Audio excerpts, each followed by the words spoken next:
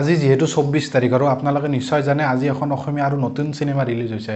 ৰঙাটাপু 1982 বহুত চৰ্চাত আছিল সিনেমাখন আৰু ট্ৰেইলাৰটোতে মই আপোনালোকক কৈছিলোঁ প্ৰথম দিনাই মই আপোনালোকক সিনেমাখনৰ ৰিভিউটো দিম সিনেমাখন কেনেকুৱা হৈছে বা সিনেমাখনৰ ষ্টৰী লাইনটো কেনেকুৱা হ'ব বা সিনেমাখন গোটেই ফেমিলিৰ লগত যাই চাব পাৰি নে নোৱাৰি তো গোটেইবিলাক কথা পাতিম ভিডিঅ'টো শেষলৈকে চাই থাকিব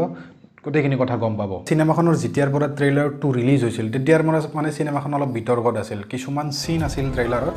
তো সেই সিনবিলাকৰ কাৰণে বহুত মানুহে কৈ আছিল যে সিনেমাখন মানে নিজৰ মাক দেউতাকৰ লগত বা নিজৰ ফেমিলিৰ লগত চাব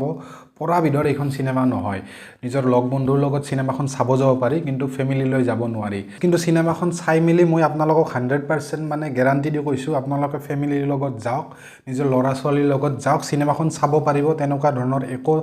মানে সিন নাই বা ইমান মানে বিকৃতভাৱে সিনেমাখনত একো দেখুওৱা হোৱা নাই যিখিনি আমাৰ অসমীয়া সিনেমা হিচাপে মাৰ্জিতভাৱে ৰাখিব লাগে তো সেইখিনি ৰাখিয়ে সিনেমাখন বনোৱা হৈছে মই আপোনালোকক এটা এক্সাম্পল দি বুজাই দিছোঁ কিছুমান আজিকালি টিভিত এনেকুৱা ধৰণৰ এডভাৰটাইজমেণ্ট থাকে আৰু তাত এনেকুৱা ধৰণৰ ড্ৰেছ পোছাক থাকে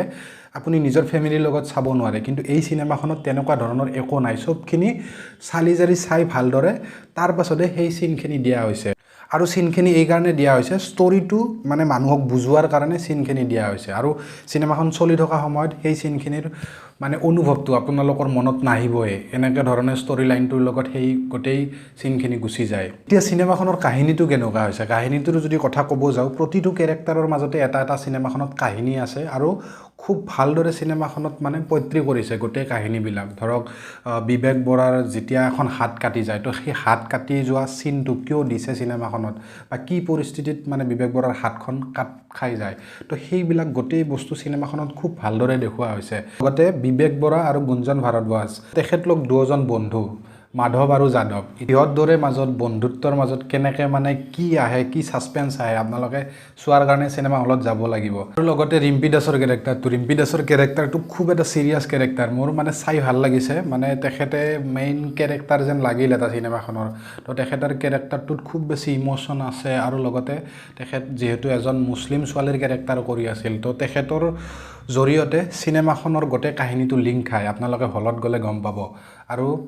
মালা নামৰ যিটো কেৰেক্টাৰ আছে অলিস্মিতা গোস্বামী তো তেখেতে কৰি আছে কেৰেক্টাৰটো তো তেখেতৰ কেৰেক্টাৰটো মানে খুব এটা সিৰিয়াছ কেৰেক্টাৰ আৰু তেখেতকে মানে ট্ৰেইলাৰটোত দেখুওৱা হৈছিল ৰেপ হোৱা সিনটো তো তেখেতৰ ৰেপটো কিয় হয় বা কি কাৰণত হয় বা ধৰক কি পৰিস্থিতিত যায় মানে তেখেতৰ ৰেপ হয় তো সেই বস্তুটো মানে চাবলগীয়া বহুত সেই বস্তুটোৱে আপোনালোকক বহুত ইমোশ্যনেল কৰি দিব তাৰ পাছত মানে কি কেনেকৈ ষ্টৰি লাইনটো যায় লগতে মানে কল্পনা কলিতা তো সেই ৰেপটোৰ লগত কেনেকৈ জড়িত হৈ যায় তো গোটেইখিনি চিনেমা হলত গ'লে চিনেমাখন চালে গম পাব আৰু সেই বস্তুটো সেই গোটেই ষ্টৰিখিনি খুব ধুনীয়াকৈ পৈত্ৰী কৰিছে প্ৰতিটো কেৰেক্টাৰতে এটা খুব ধুনীয়া ধুনীয়া ষ্টৰি আছে আৰু খুব ধুনীয়া মেছেজ আছে কল্পনা কলিতাৰ যিটো মানে ৰোল সেইটো মানে খুব বেছি ভাল লগা হৈছে তেখেত এজন মানে গাঁৱলীয়া ছোৱালী মাছমৰীয়া ছোৱালীৰ এটা ৰোল কৰিছে তেখেতৰ মানে মনত এগ্ৰেশ্যন থাকে লগতে ভয় ভাৱ থাকে মনত তো গোটেই মানে চৰিত্ৰটো খুব ধুনীয়াকৈ তেখেতে ফুটাই তুলিব পাৰিছে যিহেতু মানে ডাইৰেক্টৰে কৈছিল যে এই চিনেমাখন নাৰীকেন্দ্ৰিক চিনেমা সঁচাকৈ এই চিনেমাখন নাৰীকেন্দ্ৰিক চিনেমা চাই মেলি মোৰ তেনেকুৱাই লাগিল গোটেইখিনিত আৰু চিনেমাখনত এনেকুৱা দৃশ্য আছে যিবিলাক আপোনালোকে ট্ৰেইলাৰটোত দেখা পাইছে বিবেক বৰাৰ যেনেকৈ হাতখন কাটি যোৱা দৃশ্যটো তো সেইটোতো মানে এটা দুটা দৃশ্যহে তাৰে ভিতৰত বহুত এনেকুৱা ধৰণৰ সিনছ আছে মানে যিবিলাক সিন দেখিলে আপোনালোকৰ গাৰ নোম চুম পুৰা থিয়া হৈ যাব এনেকুৱা ধৰণৰ সিন আছে আৰু মানে আপোনালোকক কল্পনা কৰিব নোৱাৰে যে চিনেমাখনত এনেকৈ মানে সেই সিনবিলাক মিলাইছে মানে ষ্টৰিটোৰ লগত তো আগৰ যিটো মানে মানুহৰ ভাৱধাৰা আছিল মনোভাৱ আছিল তো সেইবিলাক গোটেই মানে ইমোশ্যনটো ৰাখি মেলি ষ্টৰিটো মানে সেনেকৈ নিব ট্ৰাই কৰিছে আৰু বহুতখিনি মানে ছাকচেছ হৈছে চাই ভাল লাগিছে চিনেমাখন যিমান যি নহওক আৰু লগতে এটা কথা কৈ দিছোঁ চিনেমাখনৰ 40 মিনিট মানলৈকে কি হৈ আছে কি হ'ব গৈ আছে চিনেমাখন মানে আপোনালোকে একো গম নাপাব কাৰণ কিয় চিনেমাখন বহুত বেছি ফ্লেশ্ববেকত চলি থাকে তো সেইটো কাৰণে মানে ষ্টৰিটো পটকৈ ধৰাটো টান মানে সাসপেন্সটো বহুত বেছি থাকে তো শেষৰ পিনে ষ্টৰিটোৰ যেতিয়া ধৰক আপোনাৰ মোটামুটি 40 পৰা 50 মিনিটমান যায় তাৰ পাছত ষ্টৰিটো মানে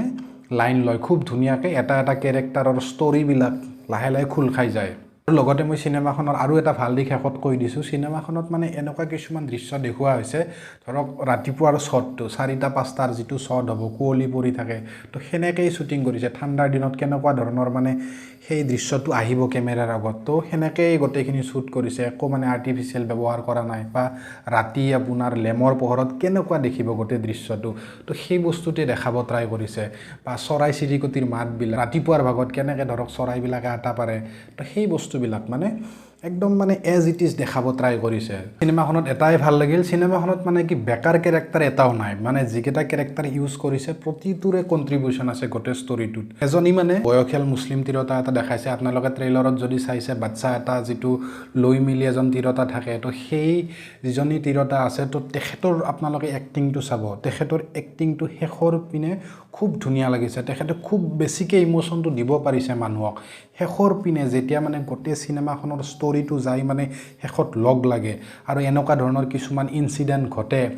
তো সেই বস্তুটোত তেখেতৰ এক্টিংটো চাব লগা হৈছে মই স্পেচিয়েলি বহুত বেছি ভাল পাইছোঁ তেখেতৰ এক্টিংটো আগতে গুঞ্জন ভাৰদ্বাজক তেখেতক যেনেকৈ দেখাইছে গোটেই ট্ৰেইলাৰটোৰ ভিতৰত তেখেতক কিয় দেখাইছিল সেনেকৈ সেই বস্তুটোৰ কাৰণেই চিনেমাখন চাবলগীয়া তেখেতে নিজে যেনেকৈ ট্ৰেইলাৰটোত ওলাইছে কিন্তু তাৰ বিপৰীত গোটেই চিনেমাখনত তেখেতৰ কাৰণে চিনেমাখনত এটা ভাল মেছেজ যায় শেষত যে এটা মেছেজে দিয়ে যে হিন্দু মুছলিম মানে আমি যিটো কৰি থাকোঁ মানুহৰ মাজত এই সি হিন্দু ই মুছলিম তো মানুহৰ মাজত যিটো মানে সেই ভাৱধাৰাটো তো সেই বস্তুটো যে ৰাখিব নালাগে মানুহ সদায় মানুহ হিচাপে থাকিব লাগে বা মানুহৰ যিটো মনটো ডাঙৰ বস্তু তো সেই বস্তুটো মানে দেখাব ট্ৰাই কৰিছে বা সেইটোৱে মেছেজ দিব ট্ৰাই কৰিছে মানুহে সদায় মানুহ হ'বলৈ শিকিব লাগে মুছলিম হিন্দু খ্ৰীষ্টান তো সেই বস্তুবিলাক যাতে নাৰাখে ভেদভাৱ যাতে মনত নাৰাখে তো সেই বস্তুটো তেখেতসকলে দিব ট্ৰাই কৰিছে আৰু সেই বস্তুটো গুঞ্জন ভাৰদ্বাজৰ জৰিয়তে দিব ট্ৰাই কৰিছে চিনেমাখনত আপোনালোকে এতিয়া চাগে বহুত বেছি ছাছপেন্সত আছে ছাছপেন্সত থাকিব নালাগে চিনেমাখন চালে গম পাব গোটেইখিনি কথা আৰু লগতে কিছুমান নিগেটিভ কথাও আছে চিনেমাখনৰ সেইখিনিও পাতিম তো প্ৰথম নিগেটিভ কথাটো হৈছে অলিস্মিতা গোস্বামী তো তেখেতৰ যিটো কেৰেক্টাৰ বহুত চিৰিয়াছ কেৰেক্টাৰ কিন্তু তেখেতৰ কেৰেক্টাৰটো বহুত কম যেন লাগিল আৰু তেখেতক মানে কমকৈ দেখুওৱা যেন লাগিল তেখেতক অলপমান আৰু এক্সপ্লেইন কৰিব লাগিছিল তেখেতে কেনেকৈ কি হ'ল বা তেখেতৰ সেই পৰিস্থিতিটো কিয় হ'ল তাৰ পাছত মানে অলিস্মিতাই কেনেকৈ ছাৰ্ভাইভ কৰি আছিল নিজৰ জীৱনটোৰ লগত তো সেই বস্তুটো অলপমান আৰু বেছিকৈ চাগে দেখাব লাগিছিল এনেকুৱা লাগিল মোৰ আৰু ৰিম্পি দাসৰ কেৰেক্টাৰটো অকণমান মানে হেৰি যেন লাগিল মোৰ মানে খাটা যেন লাগিল তেখেতে মানে ফাৰ্ষ্ট যেতিয়া চিনেমাখনত ওলায় তেখেতৰ মানে আৰম্ভণিটো কেনেকৈ হয় তেখেতে ক'ৰ পৰা আহে বা সেই বস্তুখিনি অলপমান মানে কম যেন লাগিল চিনেমাখনত গুঞ্জন ভাৰদ্বাজৰ কেৰেক্টাৰটো এণ্ডিঙৰ ফালে ক'ৰবাত অলপমান মিচিং যেন লাগিল মানে চিনেমাখন মিলাব যাওঁতে অকণমান চাগে ক'ৰবাত নিমিলিল মোৰ সেনেকুৱা যেন লাগিল কিন্তু আপোনালোকে যদি অলপ মানে ভালদৰে চাই চিনেমাখন কিন্তু বুজি পাব কিন্তু মানে কি আৰু সেইখিনি বস্তুত যদি অকণমান মিচিং হৈ যায় তো তেতিয়া মানে চিনেমাখনৰ ষ্টৰিটো যিটো আৰু ইমোশ্যন দিব লাগিছিল সেই বস্তুটো অলপ নোহোৱা যেন লাগিল মোৰ এইখন চিনেমা 1 ঘণ্টা 45 মিনিটৰ চিনেমা নহয় যেন লাগিল মোৰ চিনেমাখন বহুত বেছি ফাষ্ট কৰিব গ'ল চিনেমাখনত চাগে কিছুমান চিনৰ আৰু প্ৰয়োজন আছিল মোৰ এনেকুৱা লাগিল মানে চাই মিলি চিনেমাখনত মানে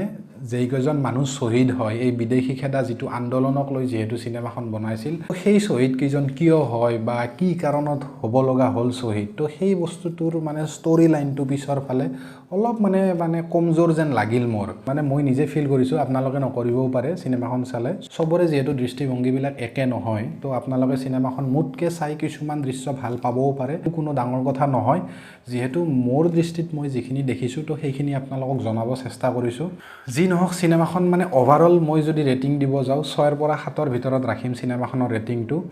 অসমীয়া চিনেমা হিচাপে 7 দিব পাৰি যদি এইখন হিন্দী চিনেমা হ'ল হয় তেতিয়াহ'লে 6 মানত ৰাখিব পাৰি ৰেটিংটো কাৰণ কিয় কৈছোঁ অসমীয়া চিনেমাৰ যিহেতু বাজেটটো খুব বেছি কম বা চিনেমাৰ কলা কৌশলীবিলাকৰ লগত ইমান বেছি মানে হেৰি নাথাকে মানে কি কয় ইকুইপমেণ্ট পাতি বা ধৰক ইমান ফেচিলিটিছ নাথাকে তাৰ পাছতো ইমান ধুনীয়া এখন চিনেমা বনাইছে তো সঁচাকৈ এপ্ৰিচিয়েট কৰিবলগীয়া আৰু যিজন ডাইৰেক্টৰ আছে adityam Saikia যিহেতু তেখেতৰ এখন প্ৰথম চিনেমা খুব বেছি ভাল হৈছে আৰু এনেকুৱা ধৰণৰ চিনেমা পাম বুলি আশা আছে ইয়াতকৈ ভাল চিনেমা পাম বুলি আশা আছে বাকি যিসকল কলা কৌশলী আছে তেখেতসকলে খুব ধুনীয়া কাম কৰিছে আজি ভিডিঅ'টো ইয়াতে শেষ কৰিছোঁ আকৌ এটা এনেকুৱা ধৰণৰ ভিডিঅ' লৈ মই আহিম ধন্যবাদ